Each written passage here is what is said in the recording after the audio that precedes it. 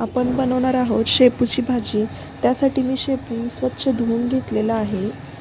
बारीक चिरलेला लसूण, मिरची, मीठ, तेल आणि जाडसर शेंगाचा कूट घेतलेला आहे.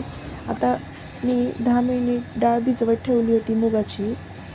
ती डाळही आपण यामध्ये घालणार आहोत. आता गॅसवर मी कढई तापत ठेवलेली आहे. कढई तापल्यानंतर आपण त्यामध्ये तेल घालूया. तेल चांगलं गरम झाल्यानंतर आपण त्यामध्ये लसूण घालूया. लसूण चांगला लाल होईपर्यंत आपण तेलात भाजून घेणार आहोत. लसूण घातल्यानंतर आपण त्यामध्ये आता मिरची घालूया. मिरचीच्या तुकड्याने लसूण बारीक गॅसवर चांगला भाजून घ्यायचा आहे. तर त्यामध्ये मी थोडंसं मीठ घालत आहे. हे सगळं आपण चांगलं बारीक गॅसवर भाजून घ्यायचं आहे. तर त्यामध्ये धुवून ठेवलेली शेपूची भाजी मी घालणार आहे. झटपट अशी होणारी आणि डब्यासाठी पटकन होणारी ही भाजी आहे. सहसा लहान मुलंही खूप आवडीने खातात. मिरच्यांचे तुकडे तुम्ही कमी जास्त प्रमाणात घेऊ शकता, जसं तुम्हाला तिखट पाहिजे आहे त्यानुसार. तर भाजी सगळी मिक्स करून घेत आहे.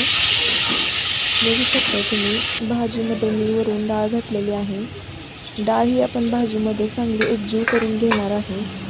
लहान मुले थोडे घरात, त्यामुळे मोबाईल थोडासा हलवतात. त्या गोष्टी इग्नोर करा तुम्ही. आता बघू शकताय मी भाजी सगळी एकजीव करून घेतलेली आहे.